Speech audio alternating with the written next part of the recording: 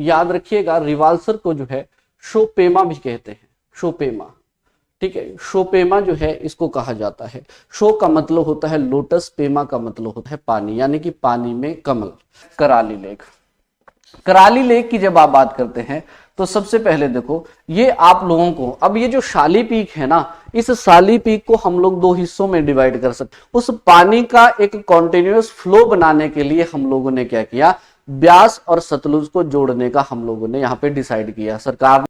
Hello students, nimbus academy for IAS में एक बार फिर से आपका स्वागत है। जैसे आपको पता था कि हमने हिमाचल प्रदेश का जियोग्राफी उसके कंप्लीट लेक्चर सीरीज जो थी वो स्टार्ट की थी। अभी तक 8 लेक्चर हम अपलोड कर चुके हैं जिसमें हम लेक्स की बात कर रहे थे। आज ये लेक्चर 9 रहेगा और इसमें जो रिमेनिंग लेक्स हैं उसका पार्ट 2 है। उन सभी लेक्स के रिगार्डिंग जो इंपॉर्टेंट फैक्ट आपके रहेंगे उन फैक्ट की जो है हम लोग यहाँ पे बात करेंगे। बिना किसी देरी के स्टार्ट करते हैं। सबसे पहले आज के लेक्चर में जो हम बात करेंगे वो करेंगे यहाँ पे मंडी की।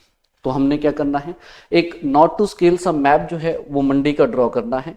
देन उसके साथ साथ जो है हम लोगों ने यहाँ पे अलग अलग जो झीलें हैं उनकी हमने बात करनी है। तो यस, डिस्ट्रिक्ट मंडी। आइए जानते हैं मंडी के अंदर कौन कौन सी महत्वपूर्ण झीलें जो हैं वो हम लोगों को हिमाचल प्रदेश में देखने को मिलती हैं। इंपॉर्टेंट है एग्जामिनेशन पॉइंट ऑफ व्यू से। तो सबसे पहले एक नॉट टू स्केल सा मैप जो है वो हम लोग ड्रॉ करेंगे यहाँ पे। Suppose this is a kind, you can से, ये मंडी जो है हम कंसीडर करके चलते हैं। कुछ रेफरेंसेस लेंगे वो आपके लिए बहुत जरूरी है। सबसे पहला तो मंडी टाउन जो है हम लोग यहाँ पे बात कर लेते हैं, जो कि आपको ब्यास के लेफ्ट बैंक में जो है वो देखने को मिलेगा। फिर हम नॉर्थ की तरफ मूवमेंट लेते हैं और यहाँ पे हमारे पास है जोगिंद्रनगर। देन मंडी से जब आप साउथ की बात करते हैं तो यहाँ पे आप लोगों को सुंदरनगर एरिया देखने को मिलता है। और वहीं जब आप सुंदरनगर से इस रीजन्स की तरफ यहाँ पे जाते हैं तो यहाँ पे आपको एक तहसील मिलेगी जिसको हम लोग बोलते हैं चच्योट। ये जो चच्योट तहसील है यहाँ भी एक बहुत महत्वपूर्ण झील जो है हम लोगों को देखने को मिलती है। देन उसके साथ अगर आप मंडी की बात करते हैं तो यहाँ पे आपको मिलेगा पराशर, राइट। डायरेक्शंस मैं बताता चलूंगा, डोनपरी, और यहां जैसे आपको मिलता है रिवाल्सर। देखिए अगर हम इन एरियाज को रेफरेंस के तौर पे कंसीडर करें तो इन रीजन्स में हम लोगों को कुछ इंपॉर्टेंट महत्वपूर्ण झीलें जो हैं वो देखने को मिलती हैं। फिर इनसे जुड़े हुए फैक्ट जो है वो हमने जानने हैं। तो सबसे पहले तो जान लेते हैं कौन कौन सी महत्वपूर्ण झीलें जो हैं वो एस्पिरेंट्स हम लोगों को यहाँ पे देखने को मिलती हैं। चलो रेफरेंसेस हम ले रहे हैं और उस रेफरेंसेस के अकॉर्डिंग देख लेते हैं कहाँ कहाँ। पहला तो आप देखो मंडी की जब बात करते हैं तो मंडी के जब आप नॉर्थ ईस्ट की डायरेक्शन में जब आप मूव करेंगे तो वहां पे हम लोगों को पराशर एरिया जो है वो देखने को मिलता है। और यहाँ पे एक झील है जिसको बोलते हैं पराशर झील, राइट। पराशर लेक जो है ये हमें दिखता है। फिर हम मंडी के जब आप जोगिंद्रनगर की तरफ जाएंगे तो यस, जोगिंद्रनगर से मात्र 7 किलोमीटर पीछे जब आप बात करते हैं तो यहाँ पे भी हम लोगों को एक झील देखने को मिलता है और इस झील को बोला जाता है Machhiyal lake. This is the Machhiyal lake, right. Mandi के अगर आप साउथ वेस्ट की डायरेक्शन में जब आप मूव करते हैं तो साउथ वेस्ट डायरेक्शन में आपको यहाँ पे एक झील देखने को मिलती है जिसको आप बोलते हैं रिवाल्सर लेक। यहाँ पे बहुत सारी झीलें हैं, उनकी भी चर्चा मैं करूंगा। फिलहाल के लिए यहाँ पे समझ लेते हैं रिवाल्सर झील। और उसके साथ जब ये चच्योट तहसील की हम बात करते हैं तो यहाँ भी आप लोगों को एक झील देखने को मिलती है। इस झील को भी हम लोग यहाँ पे कुमार वाह लेक के नाम से जानते हैं, या फिर आपने अक्सर जो है वो कामरू नाग नाम जो है वो सुना होगा। ये झील आपको यहाँ पे देखने को मिलती है। उसके साथ साथ जब ब्यास रिवर आपकी एंटर करती है, कैसे मैं यहाँ पे अगर ड्रॉ करूं आप लोगों के लिए, तो ब्यास रिवर जो है जब एंटर करेगी इन रीजन से तो मंडी से होती हुई गुजरेगी तो यहाँ पे आपको मिलेगा पंडोह। और पंडोह में भी आप लोगों को एक झील मिलती है जो कि एक यू कैन से आर्टिफिशियल लेक है, पंडोह डैम के ऊपर बनी है, जो पंडोह लेक हम लोग कहते हैं, क्योंकि वहां से हम क्या करते हैं, एक तरह से वाटर लिंक जो है सतलुज और ब्यास का एक लिंक हम बनाते हैं और ब्यास के पानी को सतलुज के साथ जो है वो मिलाया जाता है। कैसे होता है वो भी हम चर्चा करेंगे। तो yes, these are important lakes in the Mandi. But Rewalsar में और भी बहुत सारी महत्वपूर्ण झीलें हैं, उनकी बात जो है हम झीलों के साथ ही करेंगे और यहाँ पे फिर मैं आप लोगों के लिए ड्रॉ करूंगा। आइए जानते हैं। तो सबसे पहले रिवाल्सर के बारे में ही देख लेते हैं, क्या क्या जो चीजें हैं आपने अपने एग्जामिनेशन पॉइंट ऑफ व्यू से जो है वो यहाँ पे ध्यान में रखनी है। रिवाल्सर देखो, जब भी हम रिवाल्सर की बात करेंगे तो रिवाल्सर में सबसे पहले तो आपने डायरेक्शन याद रखनी है कि जब आप मंडी की बात करते हैं तो ये मंडी से साउथ वेस्ट डायरेक्शन में जो है वो एरिया आपको देखने को मिलता है। दूसरा, अगर आप समुद्र तल से रिवाल्सर की हाइट की बात करते हैं तो 1300 मीटर की हाइट के ऊपर जो है रिवाल्सर लेक जो है हम लोगों को यहाँ पे देखने को मिलता है। फिर इस रिवाल्सर की जब आप बात करते हैं तो यहाँ पे याद रखिएगा इस पर्टिकुलर को यू कैन से फ्लोटिंग रीड आइलैंड के नाम से भी जानते हैं, या फिर इसी झील को ग्रुप ऑफ आइलैंड के नाम से भी जानते हैं। ये भी आपने थोड़ा सा ध्यान में रखना है, ठीक है जी। ग्रुप ऑफ आइलैंड के नाम से भी इसको जाना जाता है, या फिर फ्लोटिंग रीड आइलैंड्स के नाम से भी इसको जाना जाता है। बिल्कुल सही बात, that Rewalsar is the place friends जहां पे आपको तीन एक रिलीजियस कम्युनिटी जो है वो साथ में देखने को मिलती हैं। हिंदू हैं, देन सिख हैं, और उसके साथ साथ अगर आप देखेंगे तो यहाँ पे बुद्धिस्ट लोग जो हैं वो आप लोगों को मिलते हैं। यानी कि ये तीनों कम्युनिटीज जो हैं एक साथ यहाँ पे रहती हैं। अब इन तीनों का रिलेशन अगर हम देखें, यानी कि हिंदुओं का रिलेशन अगर हम देखें तो हिंदुओं के साथ जो है यहाँ पे लोमस ऋषि का रिलेशन जो है हम लोगों को मिलता है। वहीं सिखों की अगर बात करते हैं तो यहाँ पे गुरु गोविंद सिंह जो हैं उन्होंने विजिट किया था और उन्हीं के लिए यहाँ पे एक गुरुद्वारा बनाया गया था, बात करेंगे। और बुद्धिस्ट की अगर बात करते हैं, बौद्ध लोगों की अगर हम बात करते हैं तो यहाँ पे पद्म संभवा जो है ये आप लोगों को देखने को मिलते हैं। इनका रिलेशन जो है इसके साथ मिलता है। रिवाल्सर झील जो है स्टूडेंट्स, इसके पानी की अगर बात करते हैं तो ये एक्चुअली में ड्रेन होता है नागचला में, याद रखना है आपने। इसका पानी नागचला में जो है वो ड्रेन होता है, राइट।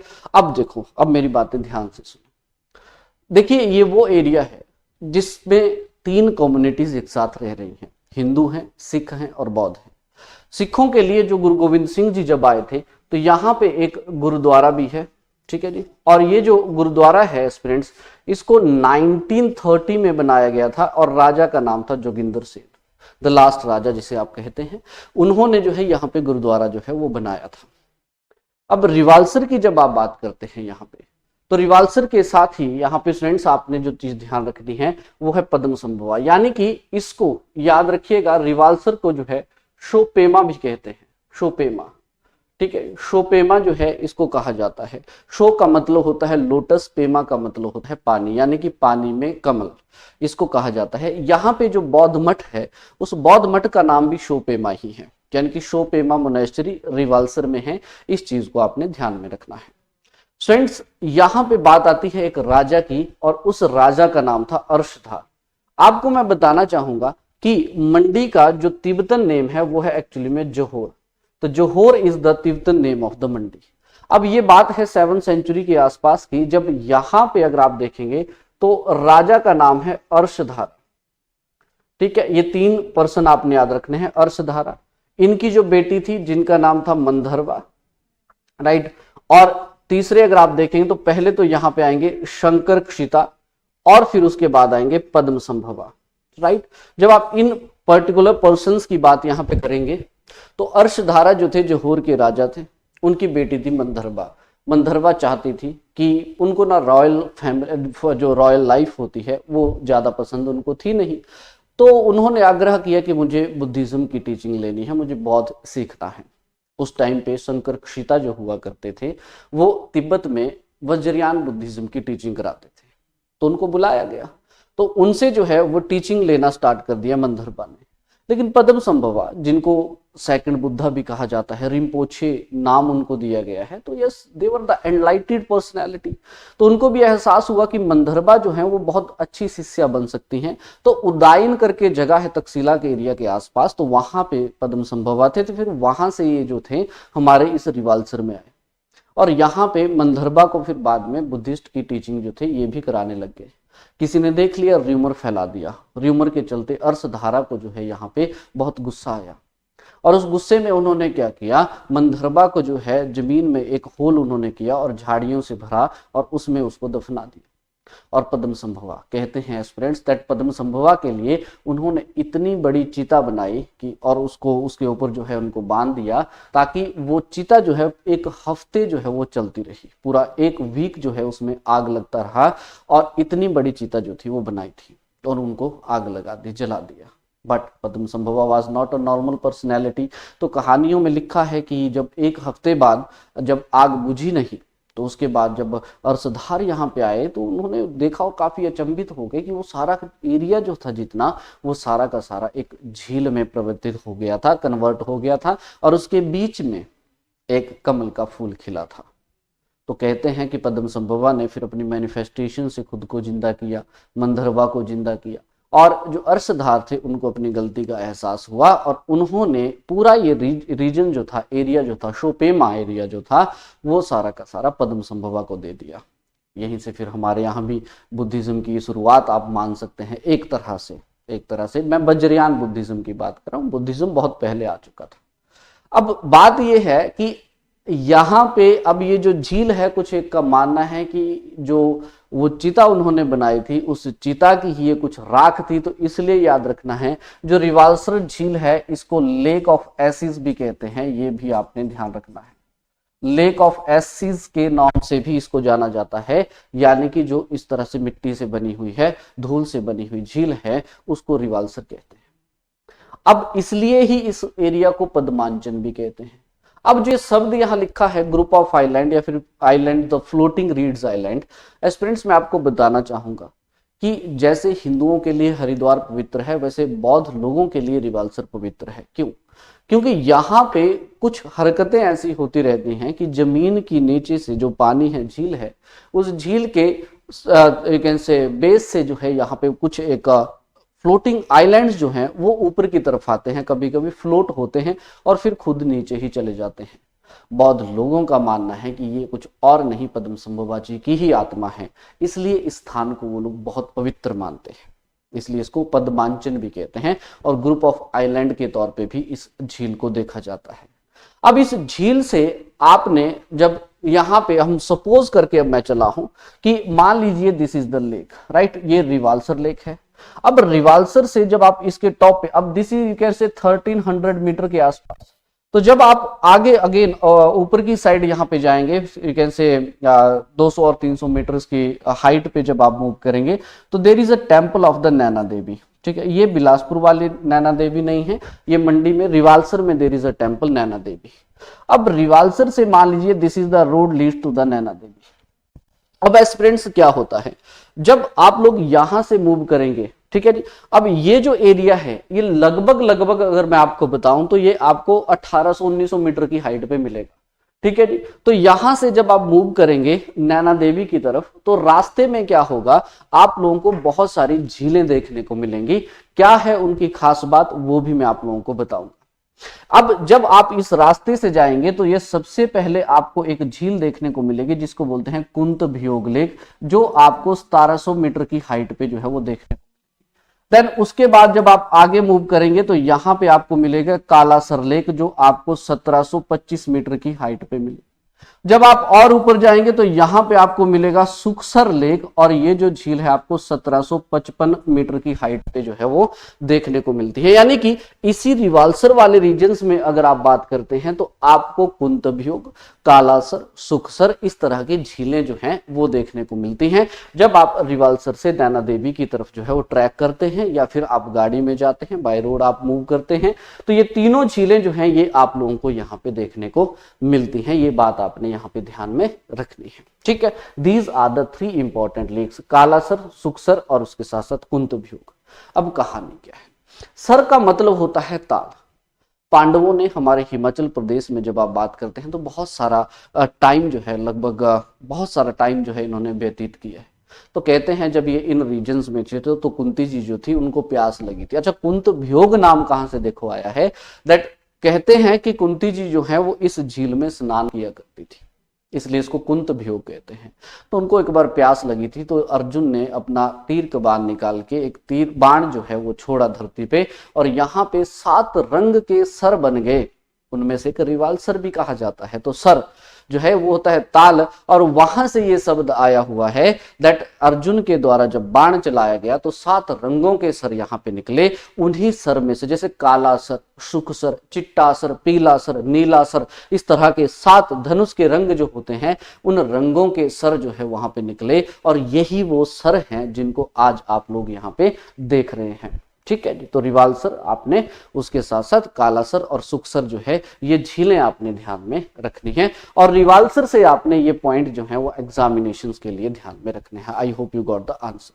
चलो अब पराशर की बात करते हैं। दूसरा जो यहाँ पे पराशर झील आपको देखने को मिलता है। फ्रेंड्स जब हम बात कर रहे हैं पराशर की, तो सबसे पहले तो आपको डायरेक्शन के बारे में जो है यहाँ पे आइडिया होना चाहिए। Whenever we talk about the Parashar, तो पराशर जो झील है आप देख सकते हैं दैट नॉर्थ ईस्ट डायरेक्शन है ये मंडी से, और इस रीजन्स में जो है आपको ये झील देखने को मिलती है। मंडी से नॉर्थ ईस्ट की डायरेक्शन में जाना है आप लोगों ने, और उसके साथ साथ आपने समुद्र तल से 2730 मीटर की हाइट के ऊपर जो है जब आप मूव करेंगे तो आपको ये लेक जो है, ये झील जो है वो देखने को मिलती है। आपको पता होना चाहिए दैट पराशर लेक जो है इसको हम लोग फ्लोटिंग आइलैंड के तौर पे देखते हैं। ये फ्लोटिंग आइलैंड लेक है, ठीक है, यानी कि इस झील के बीच में एक टापू तैरता रहता है। अक्सर आपने गूगल पे या फिर आप विजिट भी किए होंगे, आपने इस झील का इमेज देखा होगा। तो इसको फ्लोटिंग आइलैंड भी कहते हैं। ये ग्रुप ऑफ आइलैंड है यहाँ पे रिवाल्सर जो है, and this is the floating island lake. रिवाल्स इस पराशर की बात करते हैं तो यहाँ पे एक मंदिर है जिसको पराशर ऋषि को डेडिकेट किया गया है। ये मंदिर पैगोडा शैली में है, 3 चरणों में ये मंदिर बना है। 3 टायर पैगोडा शैली में जो है इसको बनाया गया है। बाणसेन के द्वारा इस मंदिर का निर्माण करवाया गया था। कहते हैं ये मंदिर जो है एक ही देवदार पेड़ से बनाया गया था, और 12 साल जो थे इस पेड़ को बनने में लगे थे। यहाँ पे हर साल अगर बात करें जून और जुलाई के महीने में, जनवरी जुलाई के महीने में जो है यहाँ पे एक मेला होता है, उस मेले को सरनौली फेयर कहते हैं। यही सेम सरनौली फेयर जो है फ्रेंड्स आपको यहाँ पे कामरूनाग झील में भी देखने को मिलता है। बात करते हैं कामरूनाग झील की ही, तो कामरूनाग झील को कुमारवाह लेक के नाम से भी जाना जाता है। आपको मैं बात एक और बता दूं, कांगड़ा में जो करेरी लेक है उस करेरी लेक को भी कुमारवाह नाम से जानते हैं। तो दोनों को कंफ्यूज मत करिएगा, दोनों को ध्यान में रखिएगा कि अगर ऑप्शंस में कभी करेरी लेक आपको मिले या फिर कावेरी भी उसको बोल देते हैं समटाइम, तो उसको भी कुमारवाह कहते हैं। और कामरूनाग जो झील है उसको भी यहाँ पे जो है कुमारवाह लेक कहा जाता है। याद रखिएगा 3150 मीटर की हाइट जो है आपको इसकी मिलेगी समुद्र तल से। खास बात क्या है? खास बात है यहाँ की गोल्ड और सिल्वर की ऑफरिंग।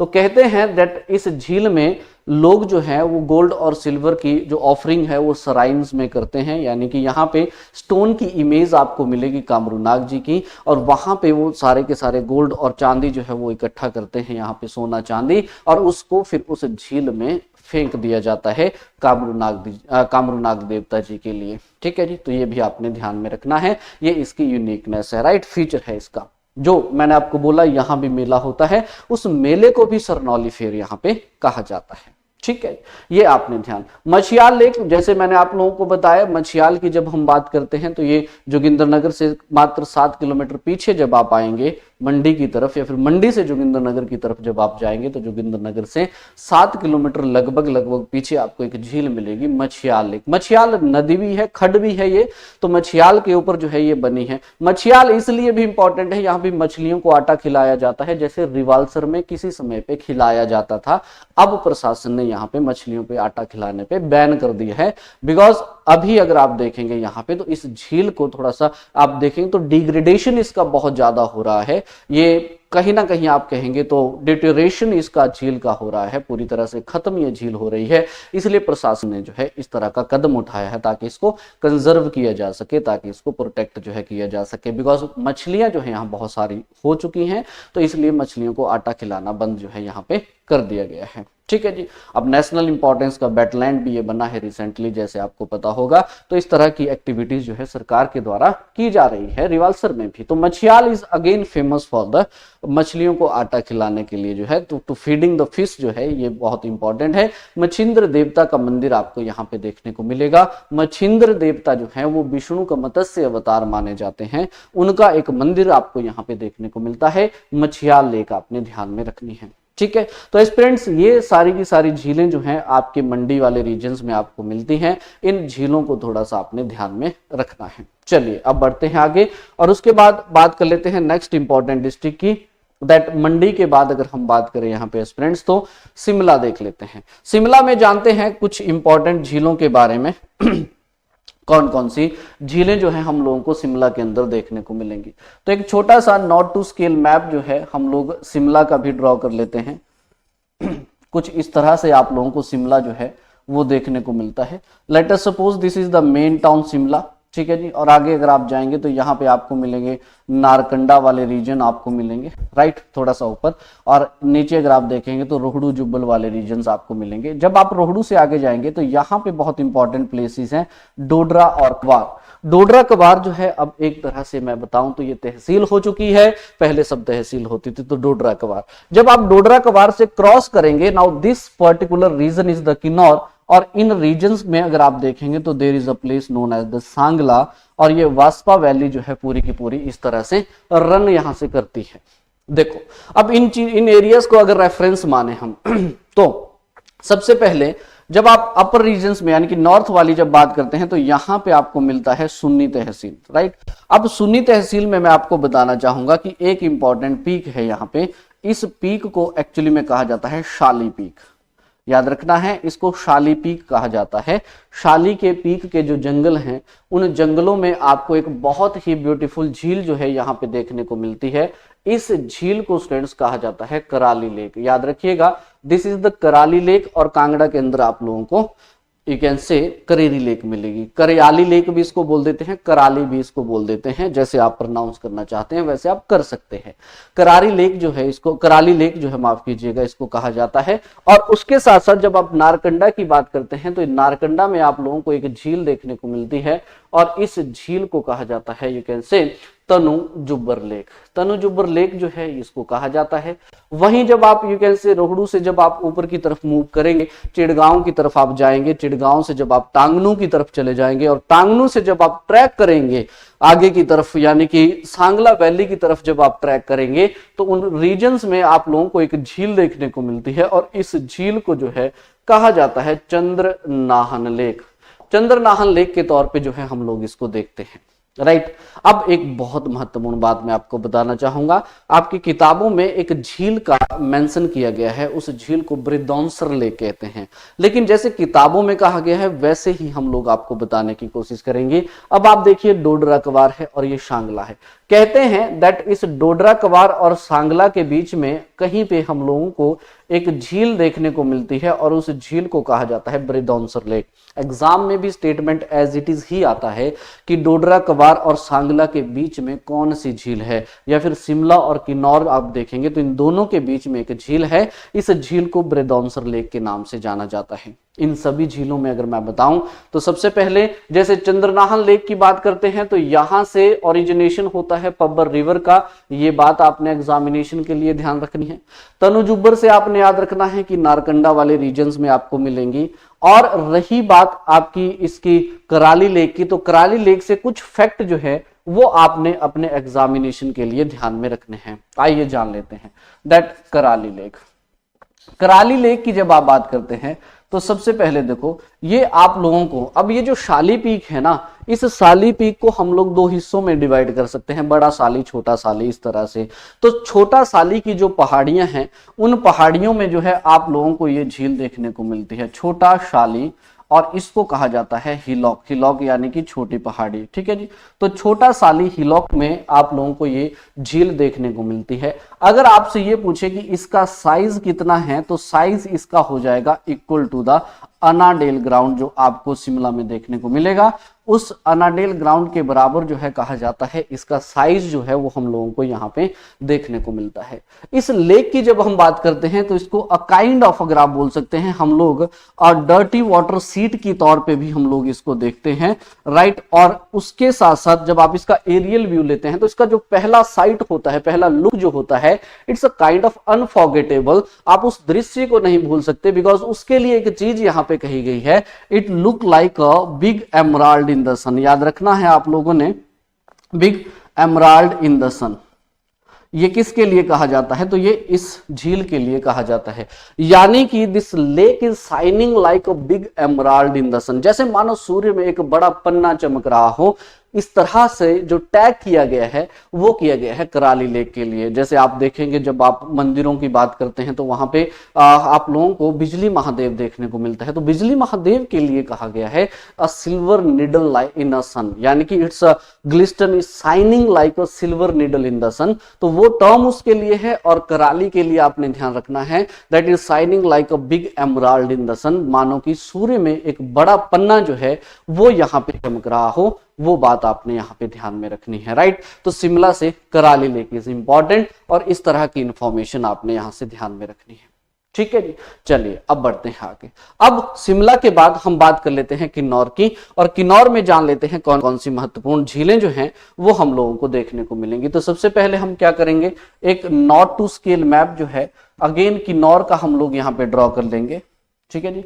और उसके बाद जो है हम लोग यहाँ पे कुछ झीलों के बारे में जो है वो जानने की कोशिश करेंगे। देखो सबसे पहले तो मैं आपको बताना चाहूंगा कुछ वैलीज के बारे में और कुछ प्लेसेस के बारे में। जैसे यहाँ पे अगर मैं बताऊं तो there is a place known as the Nichar, Nichar इसको बोलते हैं, और निचार एक तहसील है। निचार तहसील की जब हम बात करते हैं तो इन रीजन्स के आसपास भी कुछ झीलें हैं।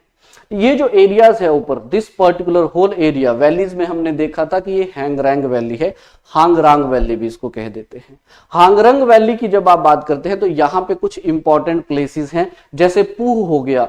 पूह के साथ साथ अगर आप देखेंगे तो आपको यहाँ पे प्लेस मिलेगा नाको, और नाको आपको पता ही है वहां भी एक झील जो है हम लोगों को मिलती है। चलिए देख लेते हैं। देन इन रीजन्स में जब आप देखते हैं तो यहाँ पे आप लोगों को भाभा वैली वाले रीजन जो हैं वो देखने को मिलते हैं, और जान लेते हैं इन रीजन्स में भी। देखो एस्पिरेंट्स दैट ये 3 रेफरेंसेस आपके सामने हैं, इन 3 रेफरेंसेस के तौर पे हमने यहाँ पे झीलें जो है वो देखनी है। तो जैसे कि नाको की जब आप बात करते हैं तो इस रीजन में आपको एक झील देखने को मिलती है और इसको कहते हैं हम लोग नाको लेक, राइट। नाको लेक जानेंगे क्या इंपॉर्टेंट है एग्जामिनेशंस के लिए। भाभा वैली में अगर आप देखेंगे तो यहाँ पे भाभा वैली में आपने याद रखना है, यहाँ पे एक लेक है जिसको बोलते हैं कारा लेक। कारा is important name for your examinations, इसको यहाँ पे कारा लेक जो है वो कहा जाता है। देन उसके बाद ये जो निचार है, अब निचार से मैं आपको एक चीज बताना चाहूंगा। निचार से आपको एक ट्रैक की तरफ जो है जाना पड़ता है, यानी कि इस तरफ जब आप ट्रैक लेते हैं, ट्रैक के दौरान आपको एक घाटी मिलेगी जिसको रोरा कहते हैं, RORA, रोरा वैली। और रोरा वैली के पास ही आपको एक झील देखने को मिलती है, उस झील को यहाँ पे कहा जाता है यूलाकंडा लेक। यूलाकंडा या इसको यूलाकांडा भी आप पढ़ सकते हैं, और यूलकंडा भी आप इसको पढ़ सकते हैं। प्रोनाउंसिएशन आप अपने हिसाब से वेरी कर सकते हैं, because these are the some Tibetan terms हो जाती हैं, थोड़ा सा मिक्सचर उनका आ जाता है, तो इसका प्रोनाउंसिएशन अलग हो सकता है। तो यूलाकांडा भी आप बोल सकते हैं, यूलाकंडा भी आप बोल सकते हैं, यूलाकांडा लेक जो है। देन उसके साथ निचार के जब आप नीचे की तरफ आएंगे तो आपको 2 प्लेसेस मिलते हैं। There are two important places, एक गांव का नाम है जानी और दूसरे गांव का नाम है रमनी। तो जानी और रमनी, तो जानी और रमनी गांव में जो है आप लोगों को एक झील देखने को मिलती है जिसको बोलते हैं सोरंग लेक। ये भी आपने ध्यान रखना है, इसको सोरंग झील के नाम से जो है वो जाना जाता है। Whenever we talk about the Sorang lake, तो इसके लिए दूसरा नाम जो दिया गया है वो जानी और रमनी ही दिया गया है। जैसे कि मैंने आपको बताया कि ये एक गांव है ये, तो जानी और रमनी गांव जो है ये आपको देखने को मिलेंगे, राइट। देन उसके बाद हम बात कर लेते हैं यहाँ पे, तो सबसे महत्वपूर्ण झील जो आपके लिए है वो जनरली नाको हो जाती है।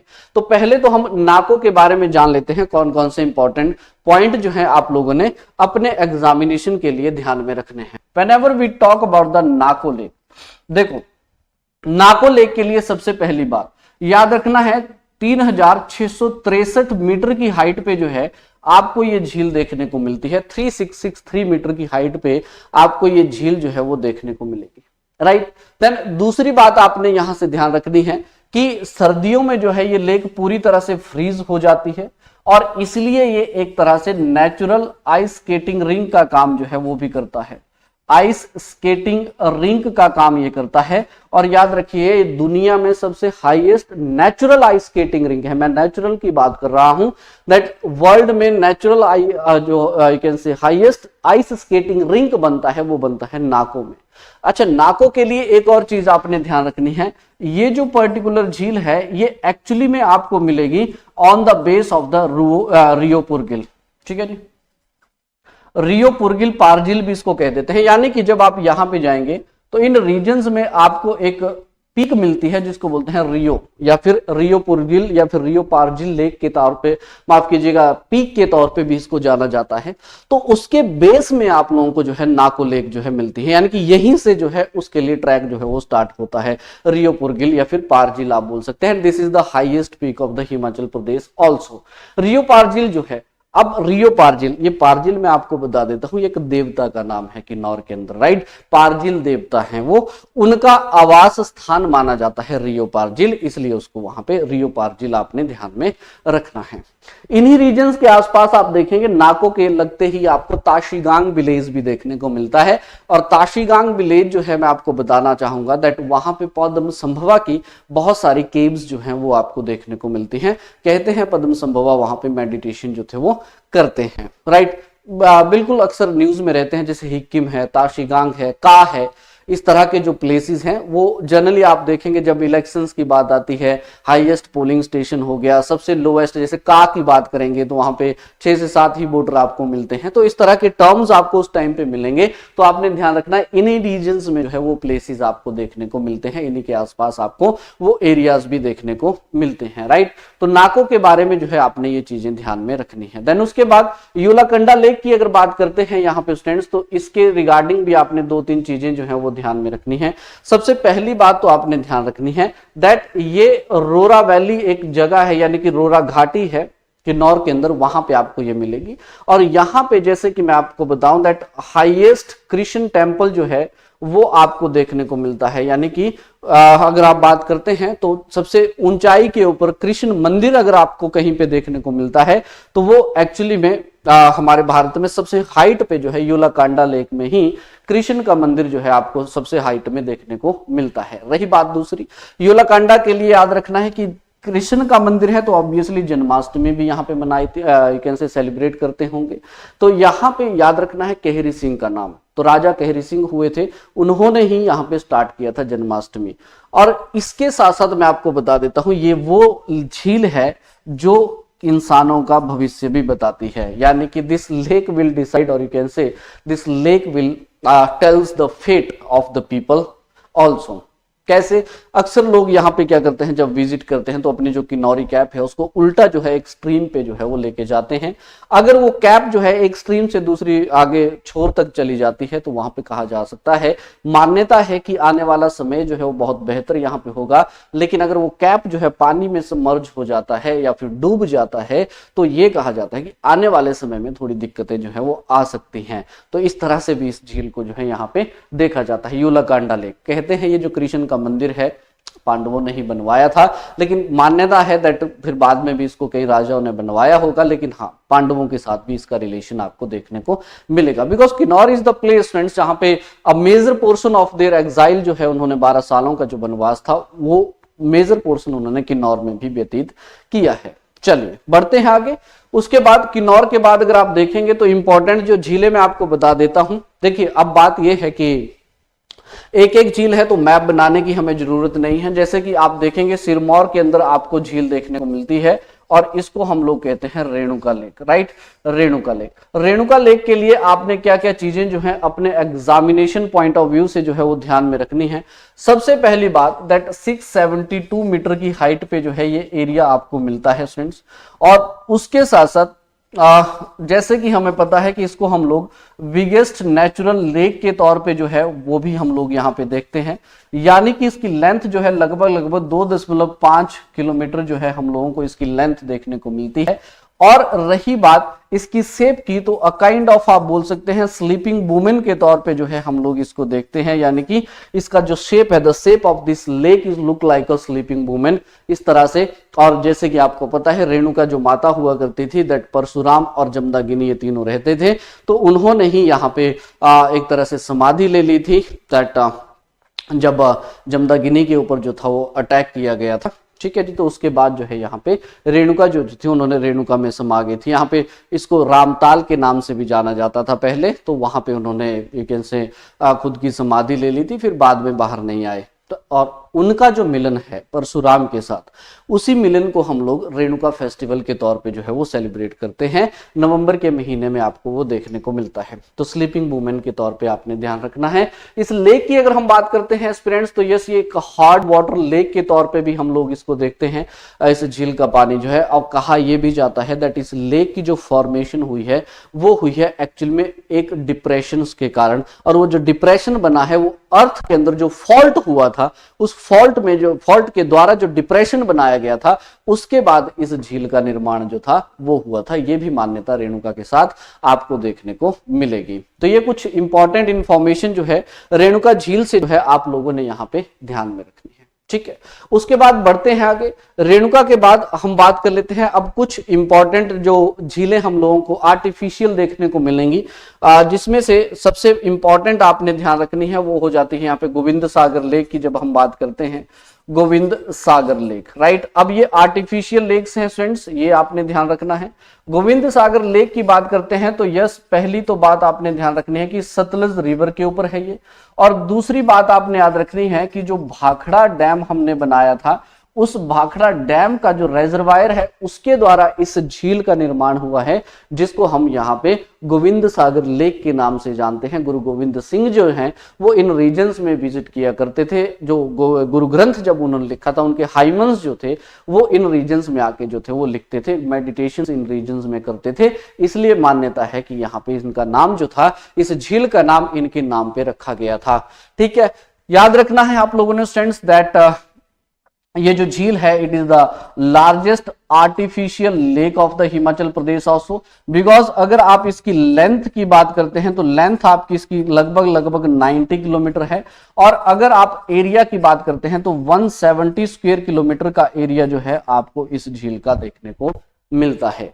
तो 90 किलोमीटर की इसकी लेंथ है, 170 किलोमीटर के आसपास का इसका एरिया है। और अगर आप बात करते हैं तो yes again that this is the largest lake, you can से लार्जेस्ट लेक है ये इन टर्म ऑफ, जब हम per hectare production of fish की जब हम बात करते हैं, ठीक है जी, यानी कि 1 हेक्टेयर में पूरे भारत में अगर कहीं पे सबसे ज्यादा प्रोडक्शन फिश का होता है वो गोविंद सागर लेक में होता है। मशीर फिश के लिए बहुत फेमस है ये, तो ये आपने ध्यान में रखना है। तो गोविंद सागर झील जो है इससे जुड़े हुए कुछ फैक्ट आपने ध्यान रखने हैं। दूसरी अगर हम बात करते हैं तो ऑब्वियसली पौंग डैम जो है ये भी आप ध्यान रखिएगा। पौंग डैम जो है, राइट, महाराणा प्रताप सागर इसको हम लोग कहते हैं, और ये जो है ये ब्यास नदी के ऊपर बना हुआ है। ब्यूटीफुल डैम है, कभी विजिट करिएगा।